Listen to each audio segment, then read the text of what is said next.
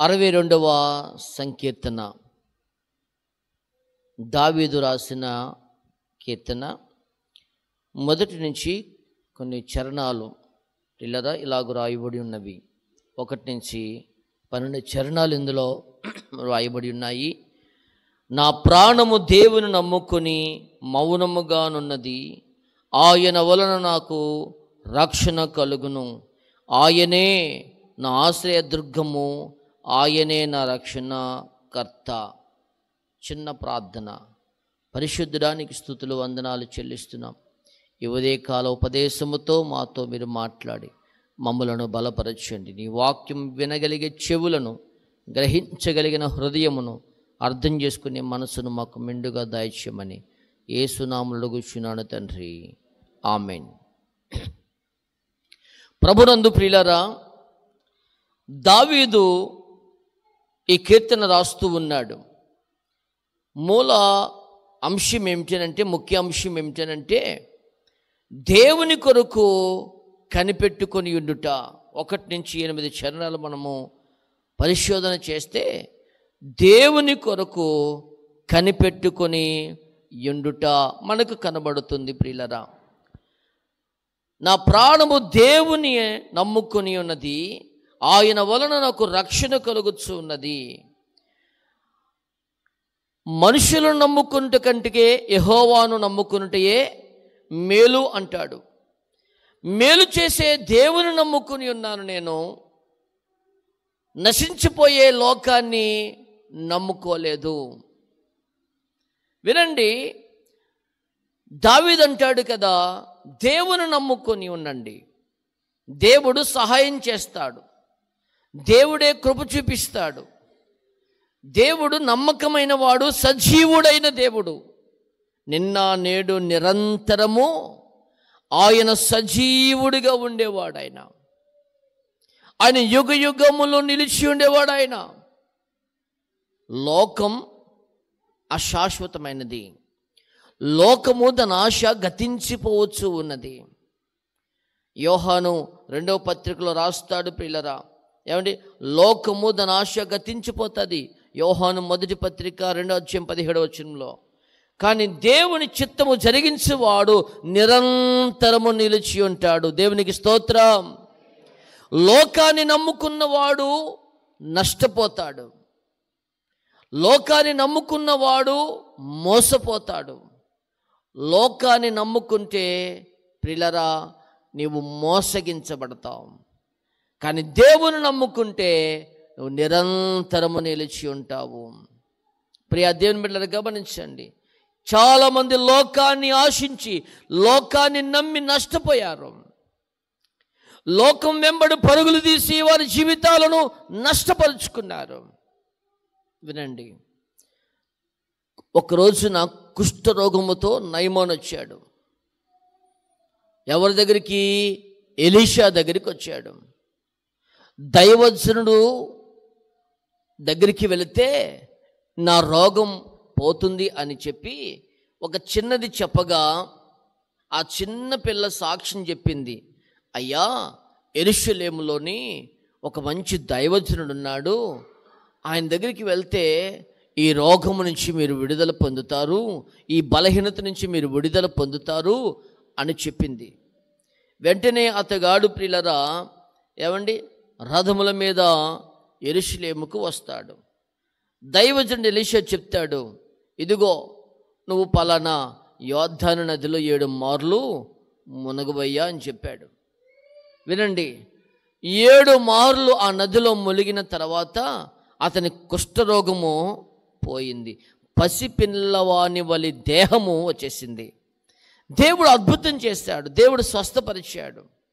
వెంటనే నయమాను ప్రియులారా కృతజ్ఞత కలిగి వస్త్రములను, వెండి బంగారములను కొంత కానుకగా ఇస్తూ ఉంటే, దైవజనుడు నాకు అవసరం లేదు, నువ్వు వెళ్ళిపో అని చెప్పాడు. దైవజనుడిని ఎలీషా దగ్గర ఉన్న గెహజీ శిష్యుడు ఆయన.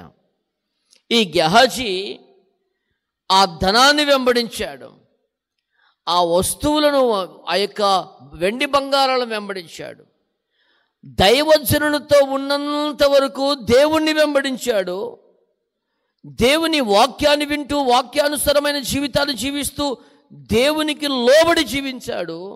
ఎప్పుడైతే ఏమండి ఈ లోకం అశాశ్వతమైనటువంటి లోకములో ఉన్న వాటిని ప్రేమించకండి అంటాడు దేవుడు. లోకమునైనను లోకములో ఉన్న వాటినైనను ప్రేమించకండి.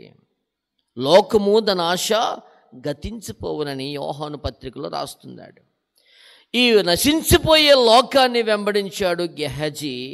వెంబడించి ఏమండి ఆ నయమాను వెళ్ళిపోతూ ఉంటే పరుగున వెళ్ళి ఆపి ఆ ధనాన్ని వినండి ఆ వెండి బంగారాలను వస్త్రాలను తీసుకొని తెచ్చుకుంటాడు.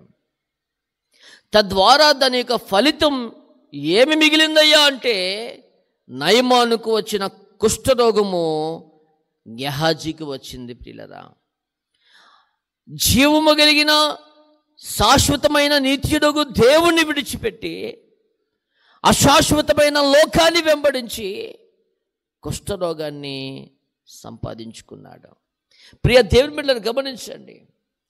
ఈ లోకమును ప్రేమించేవారు, లోకాన్ని ఆశ్రయించిన వారు లోకానుసారమైన జీవితాలు జీవిస్తే వారి జీవితం అర్ధాంతరంగానే ముగిసిపోతూ ఉంది. ఎందుకు అనంటే వాక్యం చెప్తుంది. ఆ మాట ఒకసారి చదవండి. యోహాను పత్రిక, మొదటి యోహాను పత్రిక 2:17 ఒకసారి చూడండి. లోకమును దాని ఆశయు గతించిపోవును కానీ దేవుని చిత్తమును జరిగించిన వాడు నిరంతరము నిలిచి ఉంటాడు. దేవునికి స్తోత్రం. దేవుని చిత్తాన్ని జరిగించేవాడు నిరంతరము నిలిచి ఉంటాడు.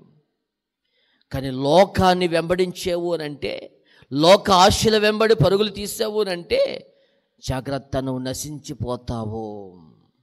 ఎందుకో తెలుసా? ఈ లోకం నశించిపోయే లోకం. ఈ లోకాన్ని అనుసరించావు అని అంటే, ఈ లోకం వెంబడి పరుగులు తీసావు, నువ్వు కూడా నశించిపోతావు. దేవుణ్ణి వెంబడించు, దేవుని చిత్తాన్ని జరిగించు. దేవుడు నిరంతరము నిలిచి ఉండేవాడు. ఆయన నిత్యుడగు తండ్రి, ఆయన అల్ఫా ఒమేగా, మొదటివాడు కడపటివాడు. ఆయన నిన్న నేడు నిరంతరం ఉండేవాడు. ఆయన చిత్తాన్ని జరిగించిన వాడు నిరంతరం నిలిచి ఉండునుగాక. యేసు ప్రభుని 30 వెండి నాణేలకు అప్పగిస్తాడు యోధా.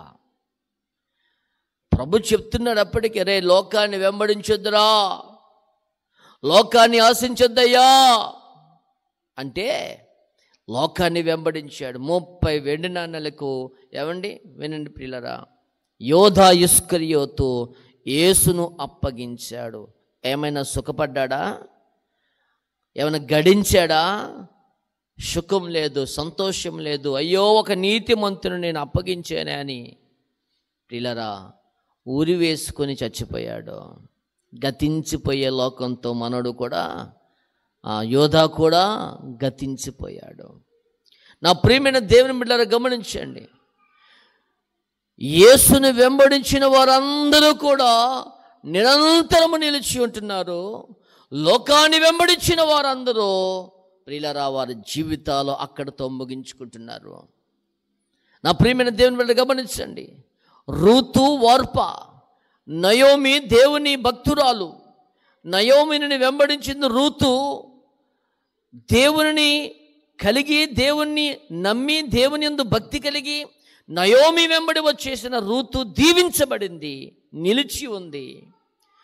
ఓర్ప లోకాన్ని వెంబడించి లోకం వైపు పరిగెత్తింది. ఓర్ప అడ్రస్ కనుమరుగైపోయింది. కానీ రూతు ఏమండి నిలిచి ఉంది, ఓర్ప గతించిపోయింది.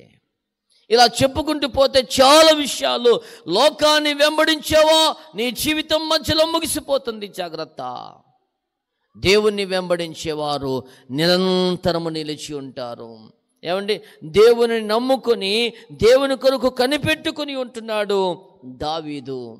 కనుక దావీదు నిలిచి ఉన్నాడు. మధ్యలో చాలామంది వచ్చారు, గతించిపోయారు. కానీ దావీదు నిలిచి ఉన్నాడు. దావీదు ప్రియుల రాజ్యం నిలిచింది. దావీదు ఎన్నో విజయాలు సాధించగలిగాడు. దావీదును అంటున్నాడు కదా, ఒక ఉన్నతమైన స్థితిలో దేవుడు నిలబెట్టాడు. 2వ వచనంలో అంటాడు కదా, మొదటి చరణంలోని, నా ప్రాణము దేవుని నమ్ముకొని మౌనముగానున్నది, ఆయన వలన నాకు రక్షణ కలుగును, ఆయనే నా ఆశ్రయదుర్గము, ఆయనే నా రక్షణకర్త, ఎత్తైన నా కోట ఆయనే, నేను అంతగా కదిలింపబడను. ఏమండి, నేను కదిలింపబడను. కదిలించాలని, తొలగించాలని, వీడిని లేకుండా చేయాలని ఎన్నో పన్నాగాలు పన్నారు. కానీ పన్నాగాలు పనిలో వాళ్ళందరూ పోయారు. వింటున్నారా? గోతులు తవ్విన వాళ్ళందరూ గోతులో పడ్డారు.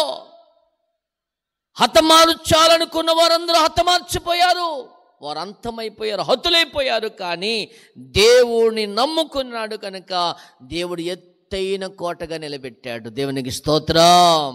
నీతిమంతునకు కలుగు ఆపదలు అనేకములు, వాటన్నిటిలో నుంచి యెహోవాయే తప్పించునుగాక. కలుగుతాయి. నీతిమంతునికి ఆపదలు వస్తాయి, శ్రమలు వస్తాయి, శోధనలు వస్తాయి, ఇబ్బందులు వస్తాయి, కష్టాలు వస్తాయి, అనారోగ్య పరిస్థితులు వస్తాయి. వాటన్నిటిలో నుంచి నా దేవుడు విడిపించునుగాక, దేవుడు తప్పించునుగాక, దేవుడు బలపరుచునుగాక. ప్రియులారా, మనకు ఆమె ఫోన్ చేసింది. ఎక్కడ? సబ్బవరం నుంచి ఒక సహోదరి ఫోన్ చేసింది. అయ్యా, యూట్యూబ్లో మీ మాటలు విన్నాను, నన్ను ఎంతో ఆదరించినాయి, నన్ను ఎంతో బలపరిచినాయి. ప్రభువుని నమ్ముకున్నాను, నేను ప్రభువుని తెలుసుకున్నాను. ఇంట్లో వాళ్ళు ఎవ్వరు చర్చికి వెళ్ళరంట, ఎవరు వెళ్ళనివ్వరట. రహస్యంగా ప్రార్థన చేసుకుంటుంది, రహస్యంగా ప్రభువుని కలిగి ఉంది, ఆత్మీయంగా బలపడుతుంది. ఎన్నో విషయాలు చెప్పుకొచ్చి మా కొరకు ప్రార్థన చేయండి, చాలా బాధల్లో ఉన్నాం, మేము చాలా కష్టాల్లో ఉన్నామని ఆ సహోదరి చాలా విషయాలు అడిగి ప్రార్థన చేయించుకుంది. వినండి, అంటే దేవుని నమ్మిన వారిని దేవుడు ఎన్నడూనూ విడిచిపెట్టేవాడు కాదు ప్రియులారా. కనుక ఈ ఉదయకాల సమయంలో దేవుని కొరకు కనిపెట్టుకుని ఉండండి. నిశ్చయముగా నా దేవుడు మిమ్మల్ని ఆశీర్వదిస్తాడు, నిశ్చయముగా నా దేవుడు మిమ్మల్ని బలపరచునుగాక, నిశ్చయముగా ఆయన మిమ్మల్ని స్వస్థపరచునుగాక, నిశ్చయముగా నా దేవుడు మీకున్న రుణాలు, అప్పులు, సమస్యలకి ఇబ్బంది నుంచి విడుదలనిచ్చునుగాక, శాంతి సమాధానం నా దేవుడు మీకు అనుగ్రహించునుగాక. దేవుని నమ్ముకుని వాడు ఎన్నడూ కూడా కదల్చబడడు. దేవుడు మిమ్మల్ని దీవించునుగాక. రండి, తరల